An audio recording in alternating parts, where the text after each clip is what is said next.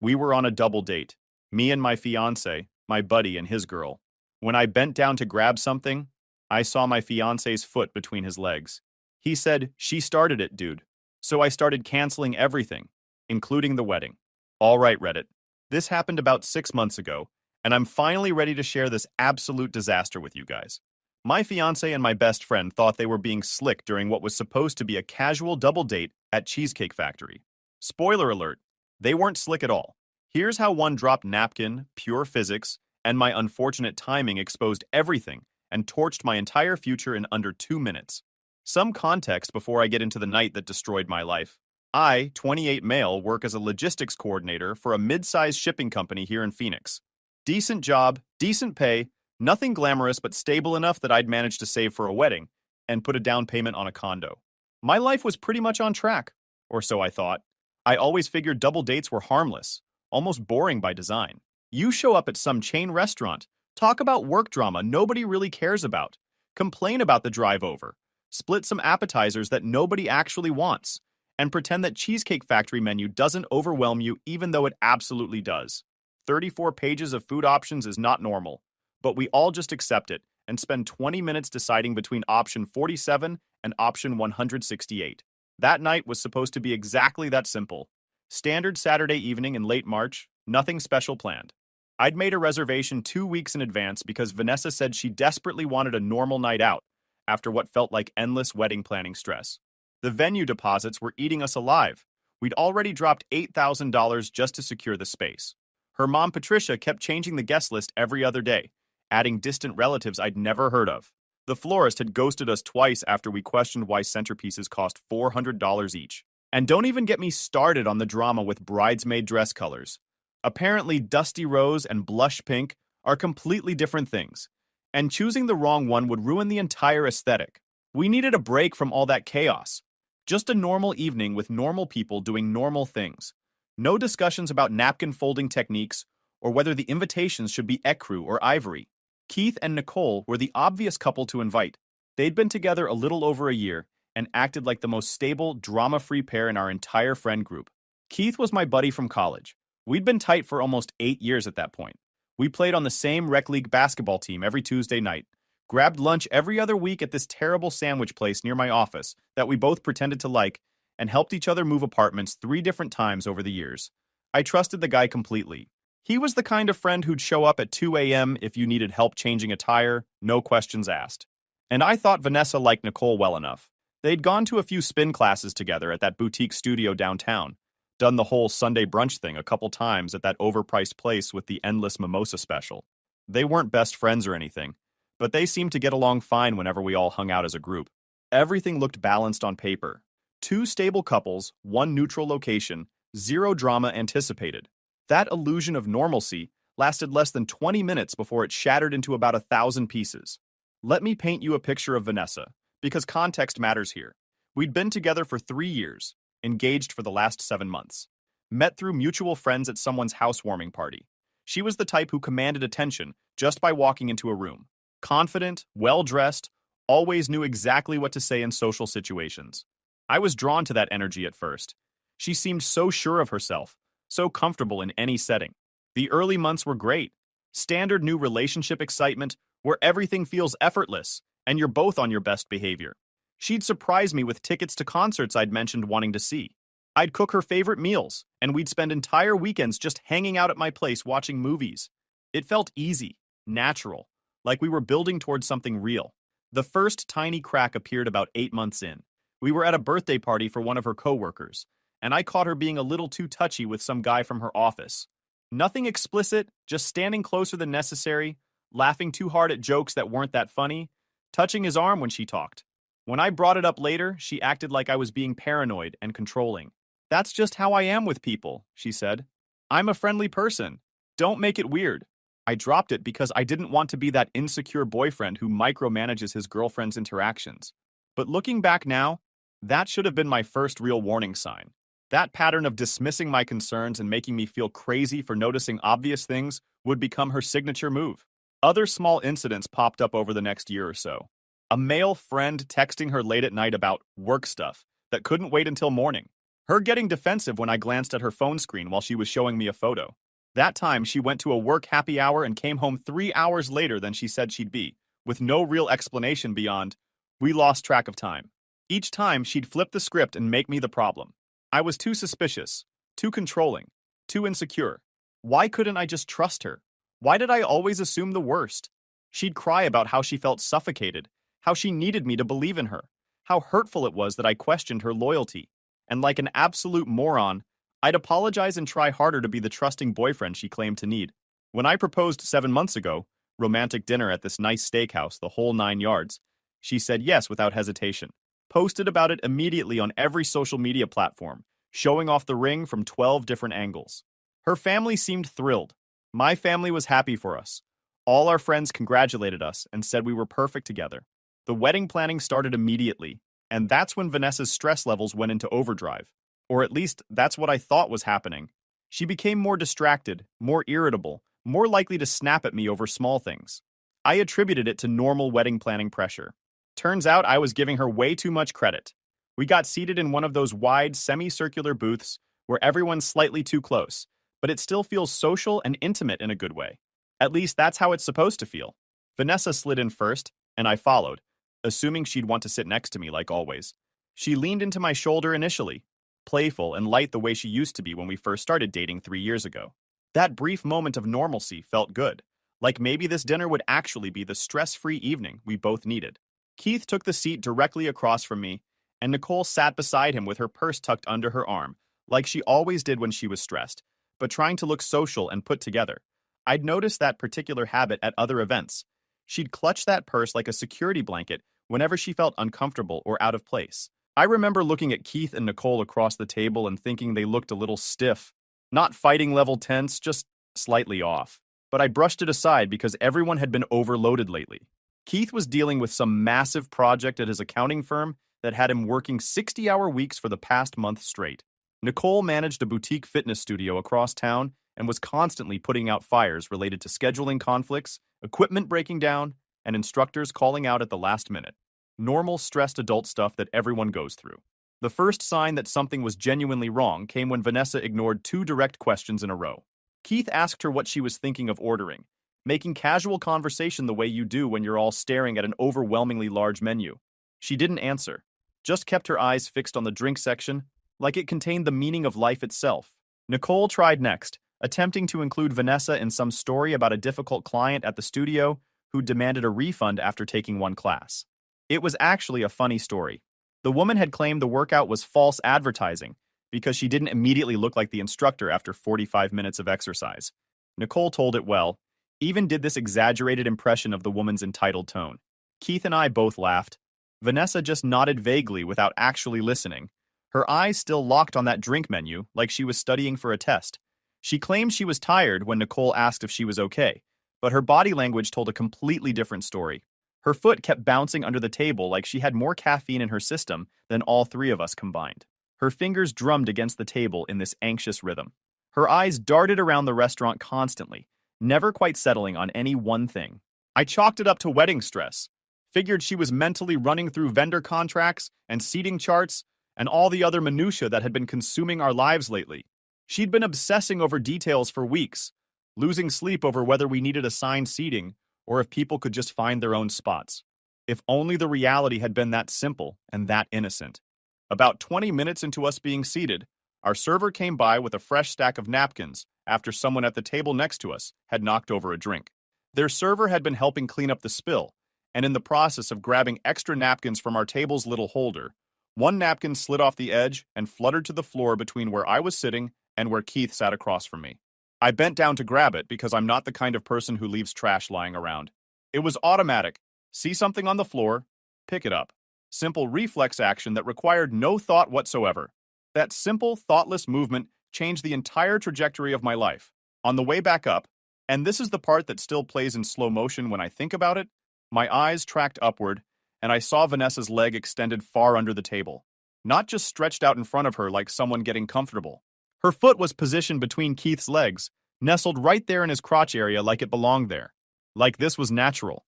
Like they'd done this before and gotten comfortable with it. And here's the kicker. Keith wasn't pulling away or looking confused or trying to move. He was just sitting there, letting it happen. His face had this weird expression. Not quite pleasure, not quite guilt, somewhere in between. Like he knew it was wrong, but wasn't quite sure how to stop it without making a scene. The split second Keith noticed me rising back up into my seat, he jerked slightly.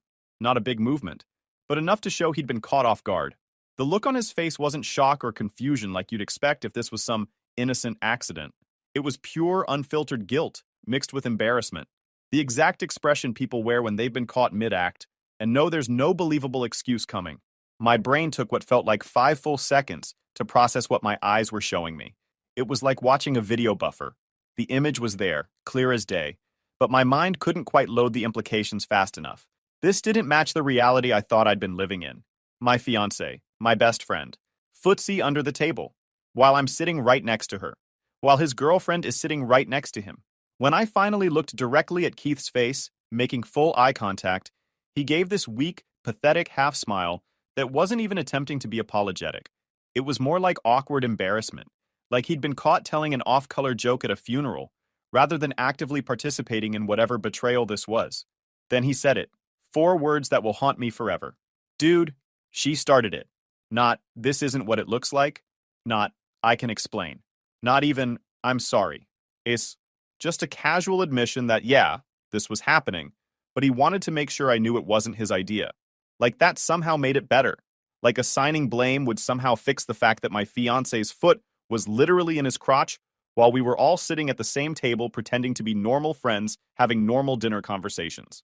My ears started ringing. That high-pitched tone you get when something shocking happens and your brain momentarily checks out. I could see his mouth moving, probably saying more words, but I couldn't process any of them over the sound of my own internal alarm system screaming that everything I thought I knew was wrong. I didn't stand up right away. Some part of me needed to be absolutely certain I wasn't misinterpreting the situation or inventing drama out of paranoia. I took a breath, held it for a 3 count, then let it out slowly. Looked back under the table one more time to confirm what I'd seen. Yep, still there. Vanessa's foot still positioned exactly where it absolutely should not be. When I finally settled fully back into my seat, Vanessa yanked her foot away like the table surface had suddenly turned into hot lava. The speed of that movement told me everything I needed to know. She'd been aware the whole time that what she was doing was wrong. This wasn't some innocent leg stretch or accidental contact.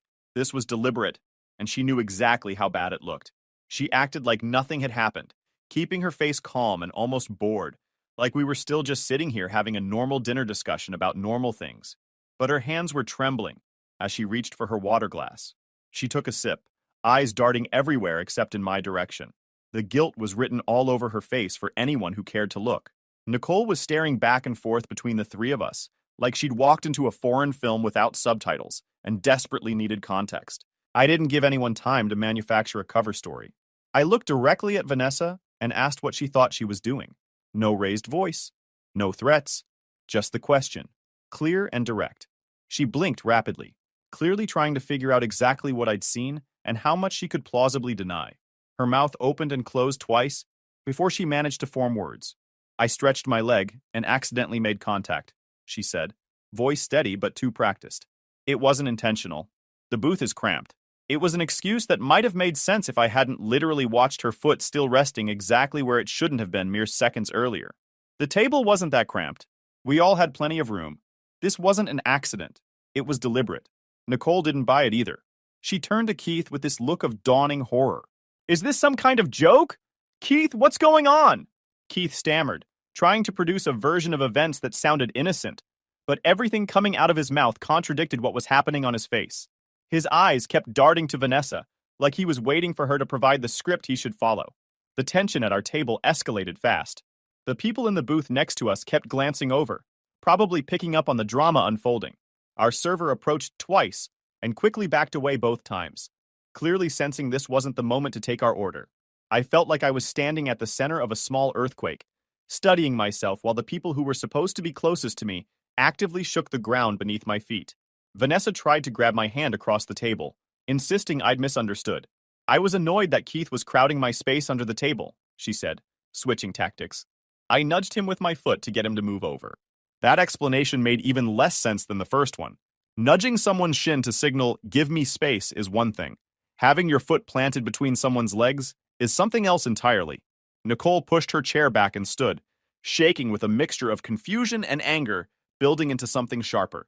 Keith, you've been acting strange for weeks. I tried talking to you about boundaries with other women, and you dismissed me every time. You said I was being paranoid. Then Nicole did something none of us expected. She pulled up her phone, opened a message thread, and handed it directly to me without saying a word. The texts weren't explicit, no smoking gun declarations of love or plans to run away together. But they showed Vanessa and Keith had been texting privately for weeks.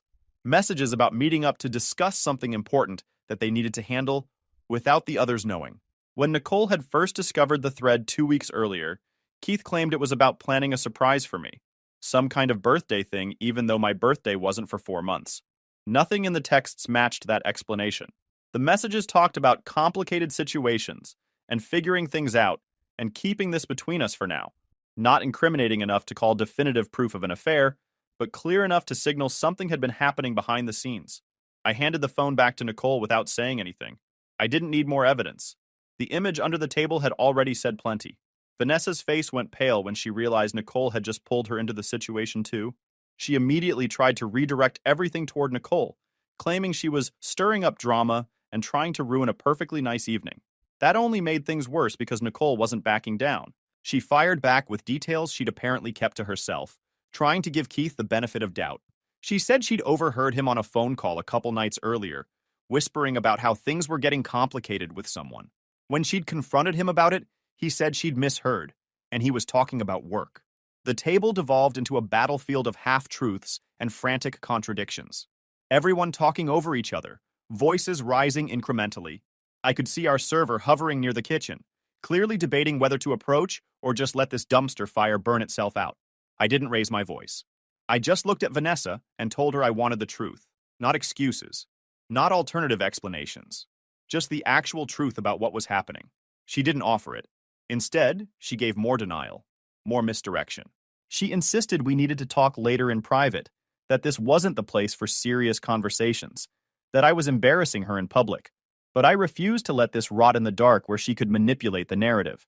I told her there wasn't going to be a private conversation unless she acknowledged what I saw with my own eyes 2 minutes ago. That's when she snapped.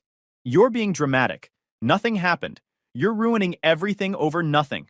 The word dramatic cut the last thread holding me to that table. I stood without another word. The sound of my chair sliding back echoed across the restaurant section, and I swear half the room turned to look. A server stepped aside quickly when he saw my expression. I wasn't angry in the explosive sense. I was just done. Completely and utterly finished with this situation.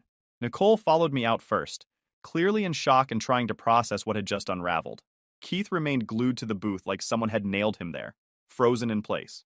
Vanessa came after me into the parking lot, calling my name, demanding I let her explain. Her voice bounced off the parked cars, desperate and shaky. She said it was nothing, that I'd misunderstood, that Keith had misinterpreted her movement. She tried to grab my arm, but I stepped back, putting physical distance between us. I don't need rehearsed lines, Vanessa. I saw what I saw. She started crying then. Real tears or performance tears. I couldn't tell anymore. We're supposed to get married in 3 months. You're going to throw that away over this? You threw it away the second you decided to play footsie with my best friend while sitting next to me. That seemed to land differently than she expected. Her tears stopped abruptly, and her expression hardened into something colder. Fine. If you want to be that way, go ahead. But you're going to regret making decisions when you're emotional. I got in my car and drove home. Nicole texted me an hour later saying she'd gotten a ride from a coworker who happened to be at the same restaurant. Keith and Vanessa had apparently stayed at the table arguing after we left, and the manager had to ask them to leave when they got too loud. That night, I sat in my apartment staring at the wall, trying to make sense of what had happened. My phone kept buzzing.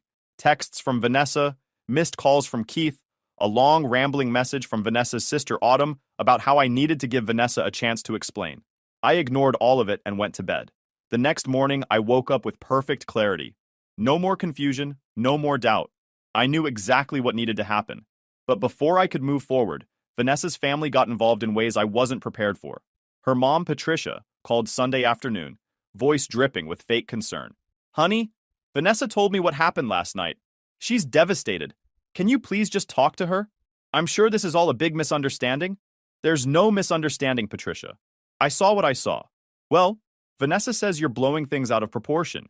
You know how she is. She's affectionate with everyone. That's just her personality.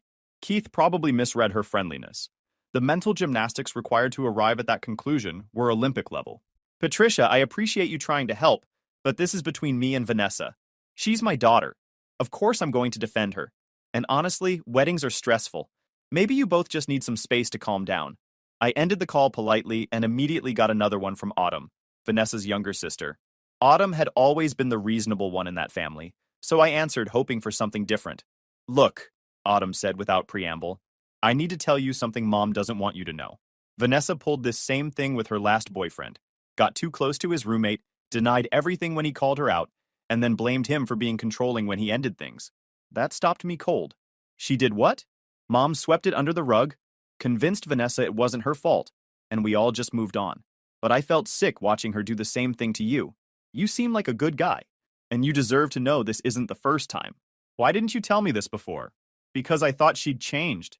She seemed genuinely happy with you, and I didn't want to sabotage things if she was actually being faithful this time. But after last night, I couldn't stay quiet. We talked for another 20 minutes. Autumn laid out a pattern I'd been blind to. Vanessa had a history of crossing boundaries, then gaslighting people who called her out on it. She thrived on attention from multiple sources, and got defensive when confronted because she genuinely believed she wasn't doing anything wrong. The worst part is, Mom enables all of it, Autumn said quietly. She's convinced Vanessa is this innocent angel who keeps getting misunderstood by cruel men. Dad sees through it, but stays quiet to keep peace in the house. After hanging up with Autumn, I sat there processing everything. The picture was becoming horrifyingly clear. This wasn't a one-time mistake or a moment of poor judgment. This was who Vanessa was, and I'd been too invested in the relationship to see it. Monday morning, I started making calls. First, the wedding venue. I explained the situation professionally, said the engagement was over, and I needed to cancel. They were understanding but firm about the $8,000 deposit being non-refundable. I accepted the loss. Worth every penny to not marry someone like Vanessa. Second, the caterer. Another $3,500 down the drain, also non-refundable. The woman on the phone asked if I was sure, suggested maybe postponing instead of canceling outright. I told her I was absolutely certain this wedding wasn't happening. Third, photographer, florist, and DJ. Each one cost me deposits I'd never see again. By the time I finished the calls, I'd lost roughly $15,000 in sunk costs. It hurt, but the alternative, marrying Vanessa, would have cost me infinitely more in the long run. I called my jeweler next and asked about returning the engagement ring Vanessa had conveniently left on her nightstand before our double date. He said they had a 30-day return policy for store credit. The ring had cost me $12,000, and I could get about $9,000 back in credit toward future purchases. I'd take it. Then I did something I'd been putting off. I called Keith. He answered on the first ring. Dude, I'm so glad you called. We really need to talk about what happened. You're right. We do. Why'd you say she started it when I caught you? Long pause. Because she did. Look, man, I know how this sounds, but Vanessa's been flirting with me for weeks. At first, I thought I was imagining it. Like maybe she was just friendly. But then she started texting me privately, suggesting we grab coffee without telling you or Nicole. She'd touch my arm when we were all hanging out, stand too close, that kind of thing. And you just went along with it? No, I mean, I should have shut it down harder, I know that. But I kept thinking maybe I was reading too much into it. Then at dinner, her foot was suddenly between my legs and I panicked. I didn't know what to do. When you caught us, I just froze. You could have told me weeks ago when this started. I know I should have. I was a coward and I'm sorry. Nicole already left me and honestly, I deserve it. I screwed up every possible way I could have screwed up. Yeah, you did. Can we come back from this? No, Keith, we can't. You're not a villain, but you're careless in a way that destroys people who trust you. That's enough reason for me to walk away. I hung up and blocked his number. That afternoon, Vanessa showed up at my apartment unannounced. I'd been expecting this, so I wasn't surprised when I heard her key in the lock. She still had her copy, though that was about to change. She walked in looking determined, like she'd rehearsed a whole speech on the drive over. We need to talk, like actually talk, not just fight in a parking lot. Okay, talk. I made a mistake. I got too comfortable with Keith and I didn't realize how it looked until you saw it. But nothing physical happened. We never kissed. Never. Vanessa, your foot was between his legs. That was just, I don't know what that was. I wasn't thinking, but it doesn't mean anything happened beyond that.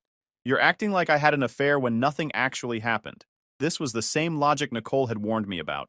Vanessa genuinely believed that because she hadn't physically kissed Keith or slept with him, her actions were essentially harmless. Boundaries meant nothing to her unless they were explicitly physical. I canceled the wedding, I said flatly. She froze. You what? Called every vendor. It's done. Lost about 15 grand in deposits, but it's worth it. Her face went through several emotions rapidly. Shock, disbelief, anger, then something close to panic. You can't do that without talking to me first. I just did. This is insane. You're ruining everything over a misunderstanding. It's not a misunderstanding, Vanessa. Your sister told me about your ex-boyfriend and his roommate. This is a pattern. She went pale. Autumn told you that? That was completely different. He was controlling and paranoid and you got too close to his roommate, got caught, and made him feel crazy for calling you out on it. Sound familiar? I can't believe you're listening to my sister over me. We're supposed to get married. Not anymore. I want your key to this apartment, and I want you to come get the rest of your stuff this week. You can bring Autumn or your dad, but you're not staying here. She stared at me like I'd just spoken in a foreign language. When she finally processed that, I was serious. Her expression hardened into that cold, distant look I'd seen her use on people she deemed beneath her. Fine. You want to throw away 3 years over nothing? Go ahead. But don't come crawling back when you realize what you lost. I won't. She dropped her key on the counter with a sharp metallic sound and walked out. The door closed with a soft click, not a dramatic slam. That quiet finality felt like a line being drawn through everything we'd planned together. The aftermath unfolded exactly how you'd expect. Nicole officially ended things with Keith and moved in with her cousin across town. She texted me a week later, saying she wasn't going to waste another year trying to rebuild trust that had already fractured beyond repair. She thanked me for not trying to minimize what happened or make excuses for Keith's behavior. Apparently, most guys would have pressured her to forgive him and move forward for the sake of the friendship. Keith tried reaching out to both of us multiple times over the next few weeks, hoping for redemption or at least some form of closure. Neither Nicole nor I responded to any of it. He wasn't evil exactly, just careless in a way that demolished people who trusted him. That was enough reason to cut him out permanently. Vanessa moved back in with her parents temporarily.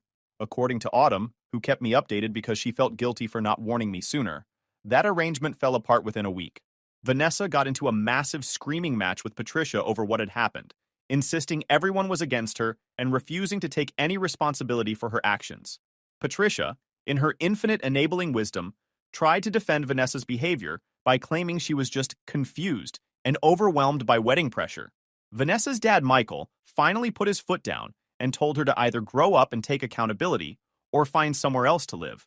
She chose to move in with a friend instead. Patricia called me exactly one time after the breakup. Her voice dripped with fake concern and barely concealed accusation. You know, abandoning Vanessa during one of the hardest times of her life shows a real lack of character. Patricia, she didn't make a mistake. She made a series of choices that showed me exactly who she is. I'm not destroying her. I'm protecting myself. I hung up and blocked her number. Haven't heard from her since. Autumn kept me in the loop on the fallout. About 3 weeks after the restaurant incident, Vanessa lost her job after getting into an argument with her supervisor during a team meeting. She'd been unstable at work for months, and the restaurant drama was just the final straw that made the decision easy. She's telling everyone it's your fault, Autumn said. Says the stress of you breaking off the engagement made her lose focus at work. Mom's backing her up on that version. Of course she is. Dad's not, though. He told her last week that she needed to stop playing victim and figure out why she keeps sabotaging good relationships. They're barely speaking now. Michael turned out to be the only reasonable person in that entire family. He actually called me about a month after everything went down, voice heavy with genuine remorse. I owe you an apology, he said without preamble. Patricia told me her version of what happened, and I believed it at first. Then, Autumn showed me those text messages between Vanessa and Keith, and I saw the whole picture. What my daughter did was wrong. You did the right thing walking away. That unexpected validation from Vanessa's dad meant more than I expected it to. We talked for a few more minutes, and he gave me some background on Vanessa's previous relationships that Patricia had conveniently omitted. Apparently, the ex-boyfriend or roommate situation was just one in a long series of similar incidents. I should have warned you, Michael admitted, but I hoped she'd grown out of it. Don't blame yourself for her choices. That's what got her into this mess. As for me, I took time to rebuild my life deliberately and carefully. My buddy Jason helped me reorganize my apartment one weekend. We repainted the living room from the neutral beige Vanessa had insisted on to a deep blue-gray I actually liked, rearranged all the furniture, got rid of stuff that reminded me of her or our relationship, made the space feel like mine again instead of ours. You should get a dog, Jason suggested while we were moving my couch around. Dogs are better than women anyway. They're loyal, they're always happy to see you, and they don't play footsie with your friends at Cheesecake Factory. I actually laughed at that. First genuine laugh I'd had in weeks. We ordered pizza that night and stayed up late watching basketball and not talking about Vanessa or Keith or any of the drama. It felt healing in a way I hadn't anticipated. I returned the engagement ring and used the $9,000 store credit to buy myself a really nice watch I'd been wanting for years. Tag Heuer Aqua Racer, stainless steel with a blue dial. Every time I looked at it, I'd remember that I'd traded away a disaster of a marriage for something I actually wanted and would use. Seemed like a fair exchange. 3 months after the restaurant incident, I ran into Nicole completely by accident at a coffee shop downtown. She looked healthier than I'd seen her in months, more relaxed, less stressed. We grabbed a table and caught up properly. She told me Keith had been trying desperately to get back together, sending flowers and leaving long voicemails. She'd blocked him 2 weeks earlier after he showed up at her fitness studio trying to talk to her between classes.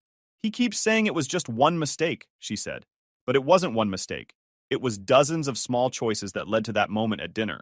Every single step was a choice, and he made the wrong choice every single time.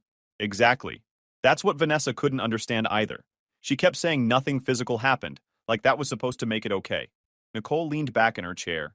You know what the worst part is? I don't even think they actually liked each other. I think they were just bored and testing boundaries for the thrill of it. We were just collateral damage in their little game. That observation hit hard, because it rang absolutely true. Neither Vanessa nor Keith had made any real effort to be together after everything blew up. They'd just destroyed 4 people's stability for what amounted to entertainment. We stayed in touch after that coffee meetup, became actual friends instead of just people connected through other people's drama.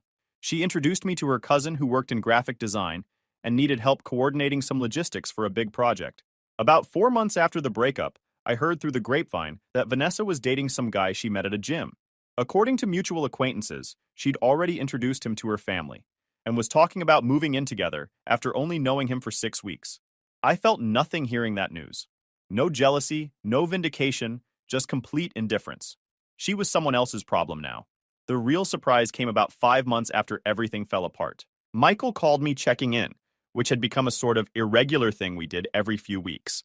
Just wanted to give you a heads up, he said. Vanessa and the new boyfriend broke up last week. Things got messy fast. What happened? Apparently, she pulled the same stuff, getting too close to one of his friends, texting privately, then acting like he was paranoid when he called her out. He ended things immediately. Didn't even try to work through it. Smart guy. Smarter than I gave him credit for. Patricia's furious at him. Says he overreacted. Vanessa's back at our house again, and it's World War III over here. I'm staying at my brother's place until this calms down. Michael actually laughed. Tired and bitter, but still a laugh. You dodged a bullet, son. Multiple bullets. Hell, you dodged an entire firing squad. Starting to realize that more every day. After hanging up, I sat on my newly arranged couch in my newly painted living room and just breathed. The apartment was quiet, but not lonely. Calm, but not empty. I'd built something here that was genuinely mine. No compromises, no accommodating someone else's needs at the expense of my own.